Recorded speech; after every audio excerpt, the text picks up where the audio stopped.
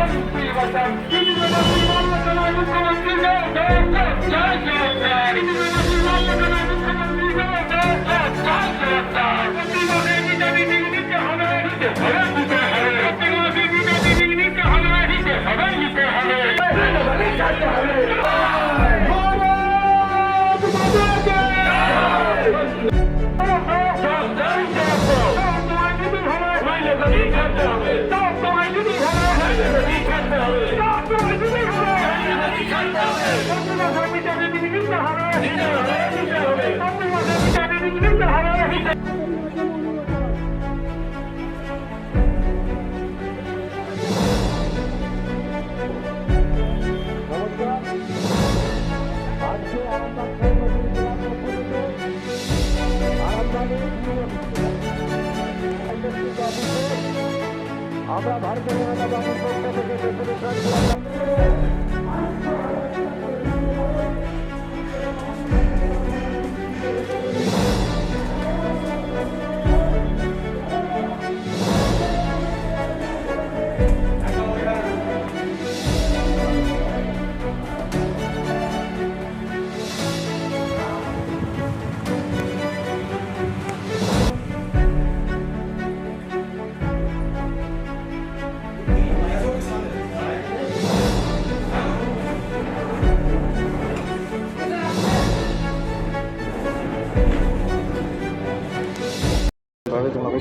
রাজ্য জুড়ে বিদ্যুতের যে মূল্য যেভাবে বৃদ্ধি হয়েছে, আসল বৃদ্ধি হয়েছে, তার প্রতিবাদে আমরা আজকে আরামবাগ ইলেকট্রিক অফিসের সামনে বিক্ষোভ কর্মসূচি পালন করছি।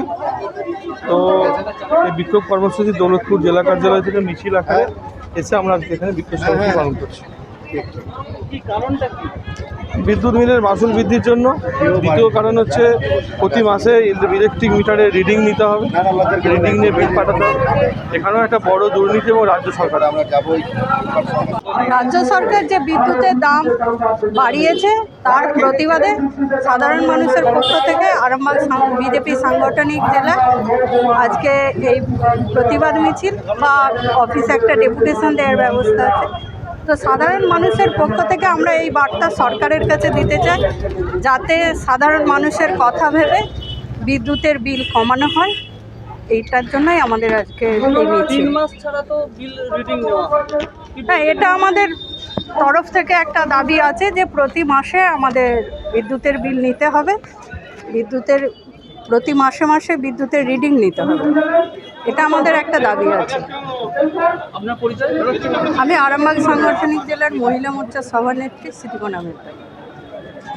নামক বস্তুটা এখন গুলিগোড়ায় পরিণত হয়ে গেছে। তাদেরকে চোখেও দেখা যাচ্ছে না, দূরবীনও দেখা যাবে কিনা আগামী দিনে তার সন্দেহ।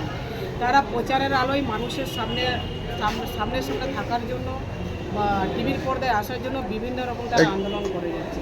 তো এই আন্দোলনের মানুষ দিয়ে দিয়েছে, আন্দোলনের যোগ্য জবাব মানুষ দিয়ে দিয়েছে। তারা দেখতে পাচ্ছে মানুষ থেকে, যেমন দেখবেন এখন ট্রেনের বগি যেমন যেখানে সেখানে বিচ্যুত হয়ে যাচ্ছে, তেমনি জনসাধারণের কাছ থেকে তারাও বিচ্যুত হয়ে যাচ্ছে। মানুষ তাদের কাছ থেকে মুখ ফিরিয়ে নিচ্ছে। প্রচারের আলোতে আসার জন্য তারা এখন অনেক রকম আন্দোলন চালিয়েছে। এই আন্দোলন মানুষ নেবে না। বিদ্যুতের বিল তো দিদি বেড়েছে না, বিদ্যুৎ আজকে উনি রাজ্য সরকারের দিকে আঙুল তুলছেন। আজকে বাজেটে কি পেশ হয়েছে তার উত্তর কে দেবে? সেইগুলো কি ঢাকা দেওয়ার জন্য ওনার রাস্তায় বেরিয়েছেন আন্দোলন করতে? পশ্চিমবাংলার মানচিত্র আমি সংসদ ভবনে গিয়ে বলেছি যে পশ্চিমবাংলার মানচিত্রের, এই ভারতবর্ষের মানচিত্রে পশ্চিমবাংলাটাও রয়েছে। আজকে বাজেট মানচিত্র কোথায়? ওনারা পশ্চিমবাংলার যারা আন্দোলনে সামিল হচ্ছেন তারা পশ্চিমবাংলার মানুষ নন, তারা সুবিধা নেন না, তাহলে তাদের সেই দিকে প্রতিবাদ কোথায়? সেই সমস্তগুলোকে ঢাকতে, কুকর্মকে ঢাকতেই এই সমস্ত ব্যবস্থাপনা হবে, এটা মানা না।